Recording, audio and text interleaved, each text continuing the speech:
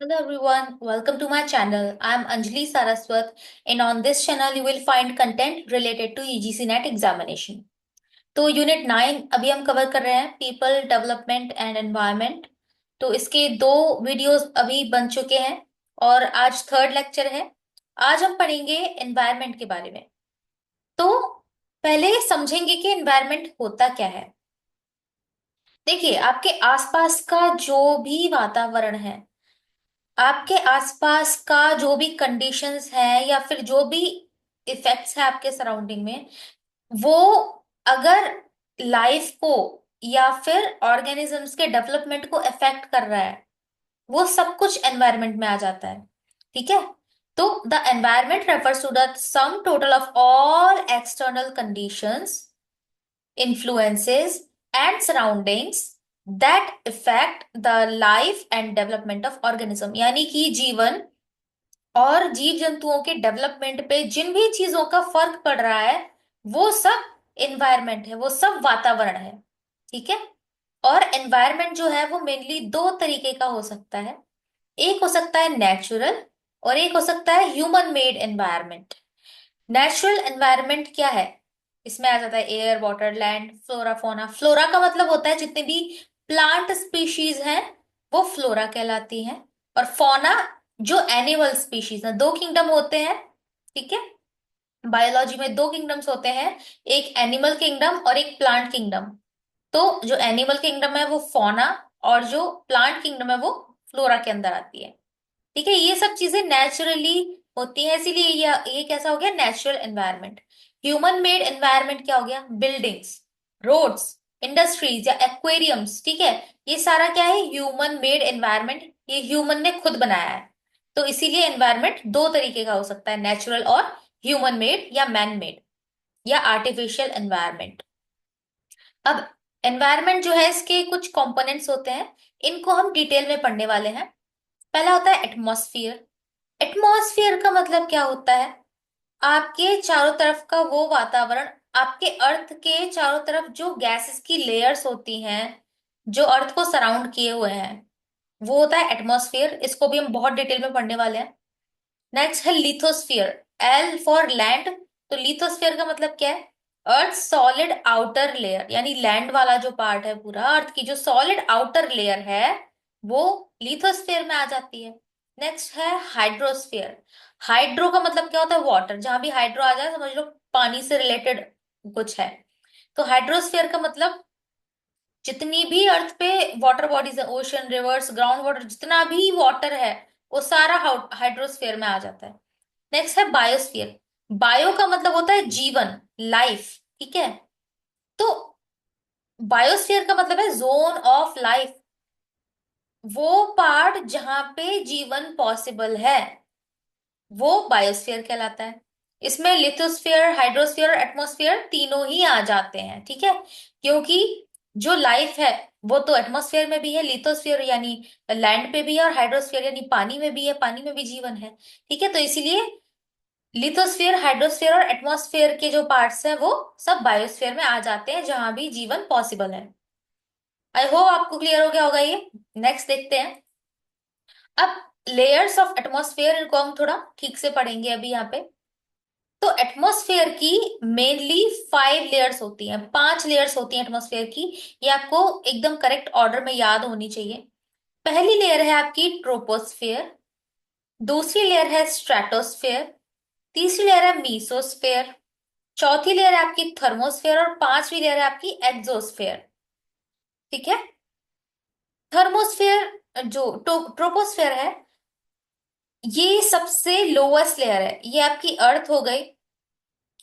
अर्थ की सरफेस से लेकर, अर्थ के सरफेस को हम 0 किलोमीटर्स मानेंगे, और यहाँ से 12 किलोमीटर्स के एल्टीट्यूड पे, यानी 12 किलोमीटर्स तक की हाइट पे, यानी कि 0 से लेके 12 किलोमीटर्स तक का जो डिस्टेंस है, अर्थ के चारों तरफ का ये जो डिस्टेंस है, इस एनवायरनमेंट को आप क्या बोलोगे? ट्रोपोस्फेयर। ये लेयर हो गई आपकी ट्रोपोस्फेयर।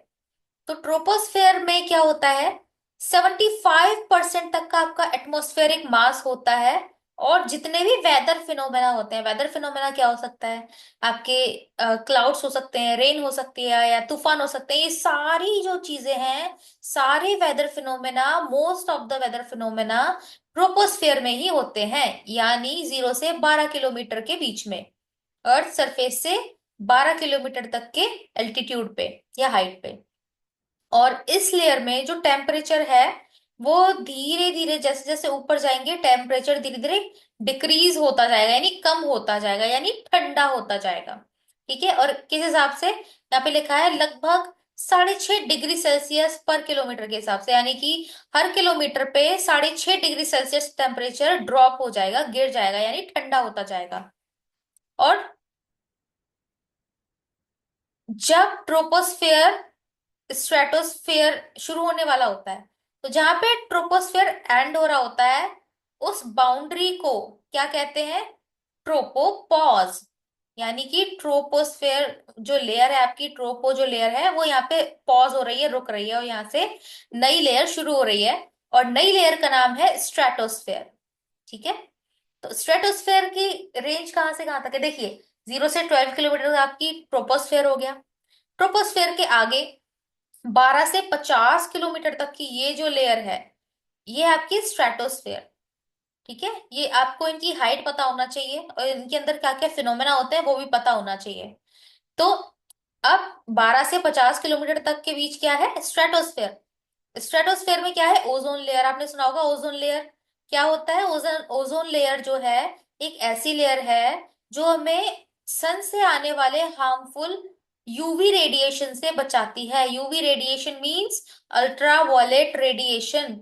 ओजोन लेयर, ओजोन का फॉर्मूला होता है O3, यानी कि ओजोन 3 ऑक्सीजन मॉलिक्यूल से मिलकर बना है, 3 ऑक्सीजन के एटम से मिलकर बना है O3 मॉलिक्यूल। ठीक है, ओजोन का फॉर्मूला होता है O3, 3 ऑक्सीजन के एटम्स। तो ये हमें यूवी रेडिएशन से बचाता है और उनको धरती तक आने से रोकता है। अब आपने ओजोन लेयर डिप्लीशन के बारे में भी पढ़ा होगा, अभी ये काफी डिटेल में हम इसको पढ़ने वाले हैं, आगे पढ़ेंगे पॉल्यूशन में। अभी के लिए इतना ही समझते हैं कि जो ओजोन लेयर है ये स्ट्रेटोस्फियर में पाई जाती है और सन के हार्मफुल यूवी रेडिएशन को रोकने का काम करती है। और जो स्ट्रेटोस्फेयर है, यहाँ पे टेम्परेचर इंक्रीज होता जाता है। देखो, ये सभी लेयर्स में ऐसा नहीं है कि टेम्परेचर यहाँ से गिर रहा है तो ऊपर तक गिरता ही चला जाएगा, या फिर अगर बढ़ रहा है तो बढ़ता ही चला जाएगा। हर लेयर में टेम्परेचर अपने तरीके से कम या ज्यादा होता है हाइट के साथ। तो इसमें आपको इसको भी समझ कर चलना है। ट्रोपोस्फेयर में क्या हो रहा था, टेम्परेचर धीरे धीरे डिक्रीज हो रहा था, यानी जैसे जैसे ट्रोपोस्फेयर में नीचे से ऊपर जाएंगे ठंडा होता जाएगा। स्ट्रेटोस्फेयर में जो टेम्परेचर है वो इंक्रीज होता जा रहा है। क्यों, क्योंकि ओजोन लेयर यहाँ पे यूवी रेडिएशंस को, यूवी रेज को एब्जॉर्ब कर रही है। ठीक है, तो यहाँ पे टेम्परेचर जो है इंक्रीज हो रहा है, बढ़ रहा है, ज्यादा है टेम्परेचर यहाँ पे। ठीक है, 12 से 50 किलोमीटर तक आपकी स्ट्रेटोस्फेयर हो गया। उसके बाद थर्ड लेयर आ जाती है आपकी मीसोस्फेयर। मीसोस्फेयर क्या है, ये 50 किलोमीटर से 80 या 85 किलोमीटर तक आपकी एक्सटेंड होती है मीसोस्फेयर। कितना, 50 से 80 85 किलोमीटर तक ये जाती है। इस बीच में मीसोस्फेयर फैली होती है, और ये एटमॉस्फेयर की सबसे ठंडी लेयर है। ठीक है, कोल्डेस्ट लेयर है, ठंडी। यहाँ टेम्परेचर बहुत कम होता है, और टेम्परेचर हाइट के साथ कम होता जाता है, यानी ठंडा ही होता जाता है इसमें जितना ऊपर जाओगे। और इस लेयर में क्या होता है, मीटियोर्स बर्न होते हैं। ठीक है, मीटियोर्स क्या होते हैं, जो उल्का पिंड होते हैं। आप जो तारे टूटते हुए देखते हो ना, वो एक्चुअल में तारे टूटना नहीं कहते हैं उसको, वे ये मीटियोर्स होती हैं। और ये जो दिखते हैं आपको, ये आपके होते हैं मीसोस्फेयर में। तो ये हमारे अर्थ का एनवायरनमेंट इसको बिल्कुल सरफेस तक आने से रोकता है, और ये सब कहाँ पे, मीसोस्फेयर में बर्न हो जाती हैं। ठीक है, और इस मीसोस्फेयर की जो बाउंड्री है, इस बाउंड्री को हम कहते हैं मीसोपॉज, क्योंकि यहाँ से मीसोस्फेयर जो है ये रुक रहा है यहाँ पे, और यहाँ से नई लेयर स्टार्ट हो रही है। ठीक है, और हमारी नई लेयर का नाम है थर्मोस्फेयर। थर्मोस्फेयर जो है ये 80 से लेकर 80 85 किलोमीटर से लेकर 700 किलोमीटर तक एक्सटेंडेड रहती है। ठीक है, 80 से 700 किलोमीटर तक रहती है। और यहाँ पे टेम्परेचर इंक्रीज होता है शार्पली, बहुत तेजी से टेम्परेचर इंक्रीज होता है और गर्मी बढ़ जाती है हाइट के साथ।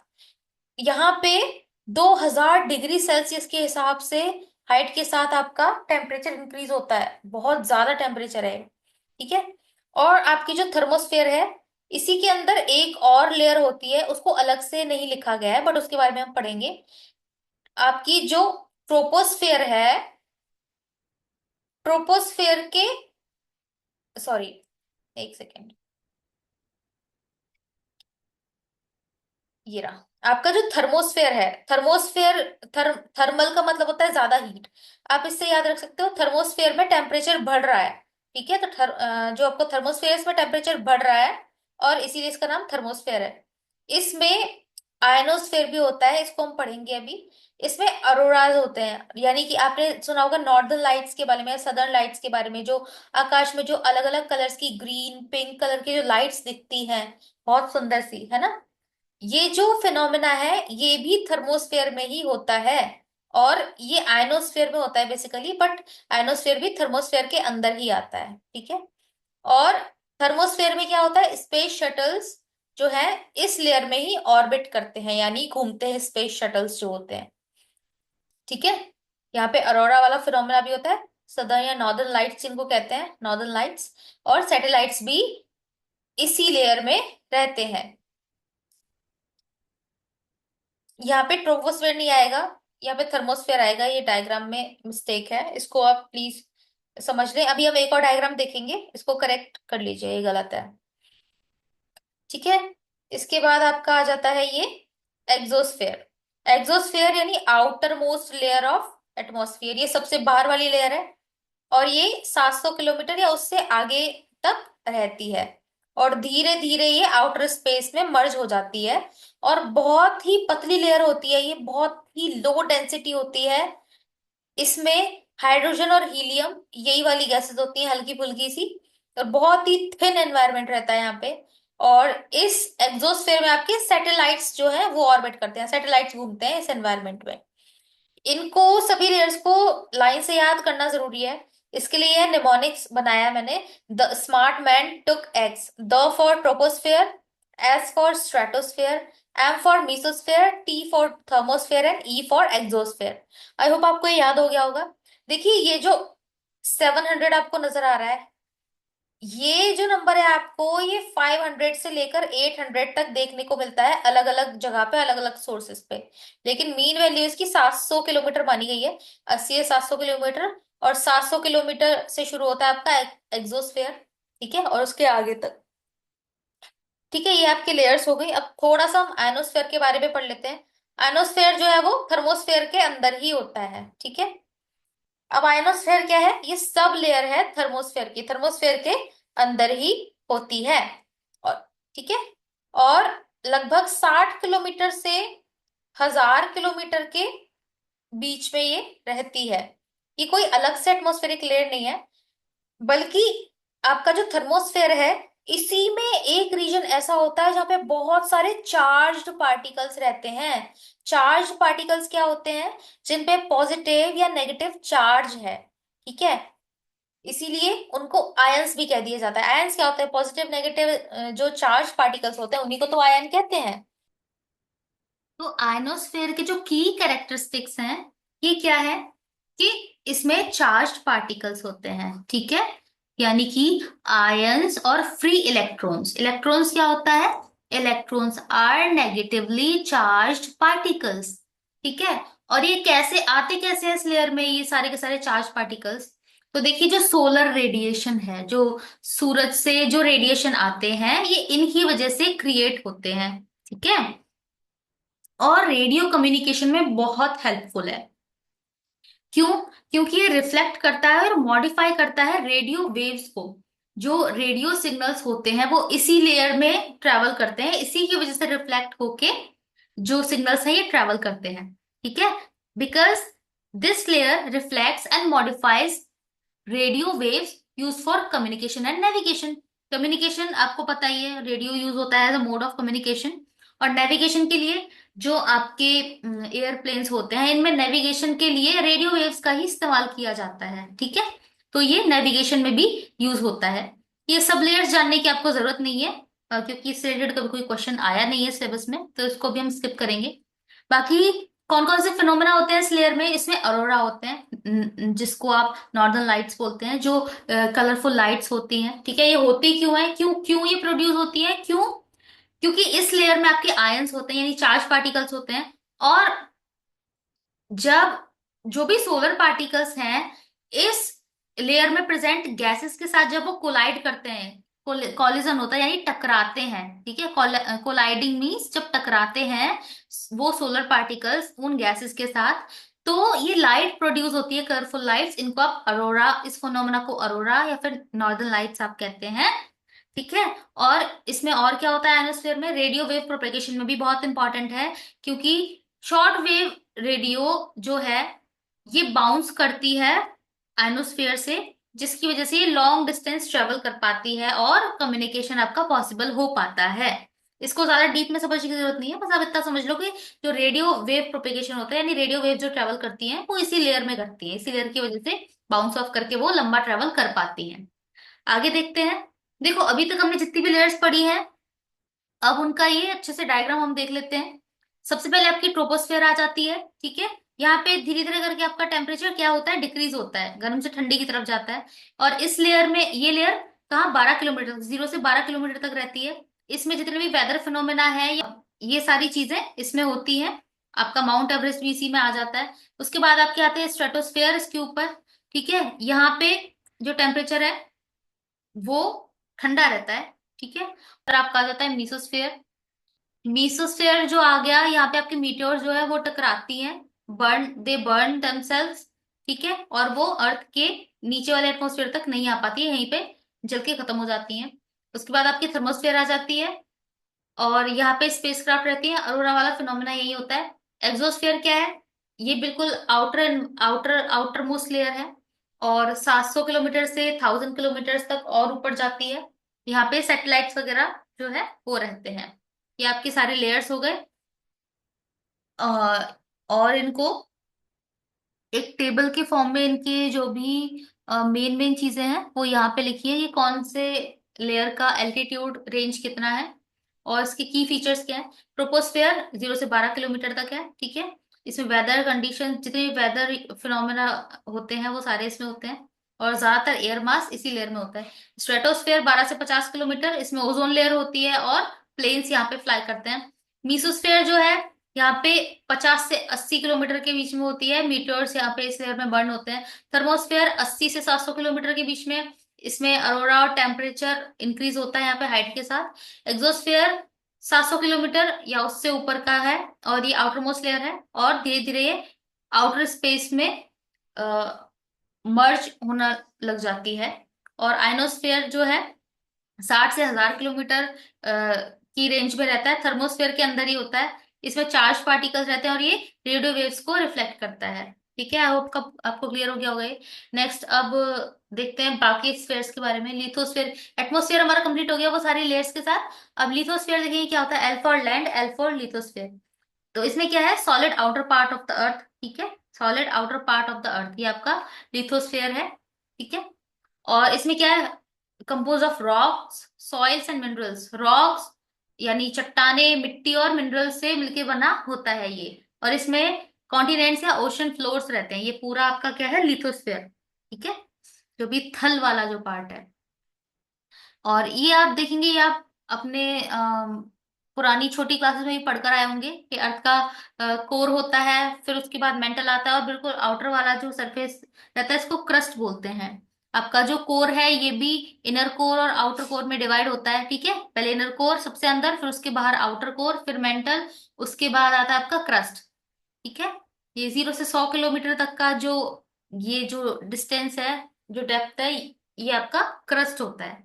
तो ये हो गया आपका lithosphere, crust and upper most solid mental. अब देखते हैं आगे क्या है, हाइड्रोस्फेयर। हाइड्रो मीन्स वाटर, पानी का जितने भी फॉर्म में पानी प्रेजेंट है, चाहे वो ओशंस हो, लेक्स हो, रिवर, ग्लेशियर्स, ग्राउंड वाटर, जिस तरह का भी पानी है वो सब हाइड्रोस्फेयर में आ जाता है, ठीक है। और अर्थ का लगभग 71% जो है वो हाइड्रोस्फीयर है, यानी पानी से कवर्ड है। तो हाइड्रोस्फीयर कैसा होता है, देखो सबसे पहले सन की वजह से जो हीट है, उस हीट की वजह से जितने भी वाटर सोर्सेज हैं, वाटर बॉडीज हैं, इनमें जो पानी है वो क्या होगा, इवेपोरेट होगा। ठीक है, वाटर वेपर बन के उड़ेगा। अब उड़ के क्या होगा, ऊपर जाके क्या होगा, टेम्परेचर कम मिलेगा तो वो क्या होगा, कंडेंसेशन हो जाएगा उसका, यानी कि यहाँ पे वो इकट्ठा हो जाएगा in the form of what, clouds. अब क्या होगा, क्लाउड्स जब बरसेंगे, ठीक है, तो वो पानी वापस नीचे आ गया। ये पूरा क्या वाटर साइकिल ही तो है, और ये आप पुरानी क्लास में पढ़कर आए हैं पूरा। ठीक है, ये ग्राउंड वाटर जो पानी के नीचे रहता है, सरफेस वाटर जो आप नदियों में जो आप देख सकते हैं। ठीक है, और ये ग्लेशियर्स जो आपके बर्फ के ग्लेशियर्स जो रहते हैं पहाड़ों पे, हाई एल्टीट्यूड वाले एरियाज में, वो ग्लेशियर्स हो गए। यहाँ से सब्लिमेशन होगा, ठीक है, और पौधों से ट्रांसपिरेशन होगा, या जो ग्राउंड वाटर है, जो आपका सरफेस वाटर है, यहाँ से क्या होगा, वाटर वेपर बनेंगे, और ये सब का सब क्लाउड बन जाएगा। क्लाउड बन के प्रेसिपिटेशन होगा और ये पानी नीचे आएगा वापस से, वो साइकिल रिपीट हो जाएगा। ठीक है, ये आपका हाइड्रोस्फीयर हो गया, वाटर जहाँ है वो हाइड्रोस्फीयर है। अब आपका बायोस्फीयर हो गया। बायोस्फीयर, बायो का मतलब होता है जीवन, लाइफ, जहाँ पे लाइफ है। लाइफ तीनों जोन में है, लिथोस्फीयर में, हाइड्रोस्फीयर में और एटमॉस्फेयर, इन सभी जगहों पे जीव रहते हैं। तो ये पूरा ही आपका बायोस्फीयर कहलाएगा। ठीक है, hydrosphere water, lithosphere earth, atmosphere air, air water land earth, इन सब पे आपके जीवाणु या जो भी क्रिएचर्स रहते हैं। तो ये जोन ऑफ लाइफ है। यहाँ पे इंटरेक्शन ऑफ लिविंग ऑर्गेनिजम्स होता है। यहाँ पे जो भी लिविंग ऑर्गेनिजम्स है उनका इंटरेक्शन होता है एयर वाटर और लैंड के साथ। ठीक है, जो एक दूसरे के जीवन जीने में हेल्प करते हैं। ठीक है, एंड दे सपोर्ट बायोडाइवर्सिटी। ये हो गया आपका बायोस्फीयर। अब कुछ क्वेश्चंस कर लेते हैं, मैच द फॉलोइंग है आपका प्रीवियस ईयर क्वेश्चन। इसमें आपको देख लो भाई, लेयर्स मैच करनी है। सबसे पहले आपका आता है ट्रोपोस्फेयर। ट्रोपोस्फेयर में क्या होता है, वेदर फिनोमेना अकर हियर, तो ए का सेकंड हो जाएगा। ए का सेकंड कौन से में है, फर्स्ट में, फर्स्ट आपका करेक्ट हो जाएगा। दूसरा आपका स्ट्रेटोस्फेयर। स्ट्रेटोस्फेयर में क्या होता है, ओजोन लेयर होती है। ठीक है, आपका बी का फर्स्ट हो जाएगा। मिसोस्फेयर में क्या होता है, मीटर्स बर्न हियर, इसका थर्ड हो जाएगा। थर्मोस्फेयर क्या होता है, थर्मोस्फेयर में अरोराज अकर इन दिस लेयर, तो ये आपका ए ऑप्शन ही करेक्ट हो जाएगा, आपका फर्स्ट करेक्ट हो गया। Next, which layer of the atmosphere is responsible for auroras. अभी हम लास्ट क्वेश्चन में भी कर कर आए हैं। ठीक है, अरोरा कौन से लेयर में, थर्मोस्फेयर में होती हैं। बहुत हाई टेम्परेचर होता है, थर्मोस्फेयर कहाँ है आपका, ये रहा, फोर्थ इसका करेक्ट हो जाएगा। नेक्स्ट है the lithosphere is composed of. Lithosphere किससे बना होता है ना, अर्थ का जो ऊपर वाला जो लेयर है, किससे बना होता है ये, एयर वाटर से बना होता है, सॉइल सॉइल या रॉक्स। तो भाई सॉइल और रॉक से ही बना होता है लिथोस्फेयर, इसका बी ऑप्शन करेक्ट हो जाएगा। हाइड्रोस्फीयर में क्या होता है, सिर्फ ओशन आते हैं, सिर्फ फ्रेश वाटर बॉडीज या फिर सहारी वाटर बॉडीज, जिसमें ocean, river, lakes, ground water सब आता है। तो इसका सी ऑप्शन करेक्ट हो जाएगा। जितने भी वाटर बॉडीज हैं सब आते हैं आपके हाइड्रोस्फीयर में, तो आपका सी ऑप्शन करेक्ट हो जाएगा। आज के लिए इतने ही क्वेश्चंस है, और मैं कोशिश करूंगी कि जल्दी से जल्दी सिलेबस कंप्लीट हो, क्योंकि आपका जून 2025 का नोटिफिकेशन आउट हो चुका है। और आई होप कि सारे लोग अपनी तैयारी में जोर शोर से लग गए होंगे। तो मैं भी कोशिश करूंगी जल्दी जल्दी वीडियोस अपलोड करने की, और आप भी कंटिन्यूअसली देखते रहिए इन वीडियोस को, और अपने नोट्स बनाते रहिए और प्रिपरेशन करते रहिए। All the best for your exam, और please keep making notes and be consistent, because consistency is the key. चलिए मिलते हैं नेक्स्ट वीडियो में, तब तक के लिए थैंक यू सो मच।